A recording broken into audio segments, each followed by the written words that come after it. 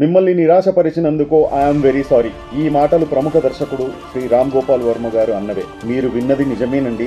Andhra Pradesh CM Nara Chandrababu Naidu, మంత్రులు నారా లోకేష్ మరియు పవన్ కళ్యాణ్ పై చేసిన వివాదాస్పద వ్యాఖ్యల కేసుల్లో అరెస్టును తప్పించుకునేందుకు పరారీలో ఉన్నారనే వార్తలపై ఆయన స్పందించారు. ఈ క్రమంలో రహస్య స్థానం నుండి ఒక వీడియో కూడా ఆర్జీవీ గారు విడుదల చేశారు. అరెస్టుకు భయపడి పరారయ్యానని భావించిన వారికి నేను నిరాశ కలిగిస్తున్నా అని తెలిపారు. తనపై నమోదైన అనేక కేసులు రాష్ట్ర ప్రభుత్వం ద్వారా పోలీసులు వేధించే ప్రయత్నం అని ఆరోపించారు. అయితే చట్టం తుది నిర్ణయం తీసుకుంటుందని, దానికి నేను సమ్మతిస్తానని కూడా పేర్కొన్నారు. ఆంధ్రప్రదేశ్ పోలీసుల నుండి నోటీసులు అందుకున్న వృత్తిపరమైన బిజీ కారణంగా విచారణకు హాజరు కాలేకపోతున్నట్లు కూడా తెలిపారు. తాను ఒక ప్రముఖ సినీ నటుడి ఫామ్ హౌస్ లో ఉన్నట్లు ఆయన తెలిపారు. కాగా వర్మ దాఖలు చేసిన ముందస్తు బెయిల్ పిటిషన్ ను హైకోర్టు నవంబర్ 27కు వాయిదా వేసింది. మహాకుంభమేళాలో రోబోల సేవలు నిజమే. ప్రయాగ్రాజ్ లో వచ్చే సంవత్సరం జనవరి 13న ప్రారంభమయ్యే మహాకుంభమేళా కోసం భారత ప్రభుత్వం భారీ ఏర్పాట్లు చేపడుతోంది.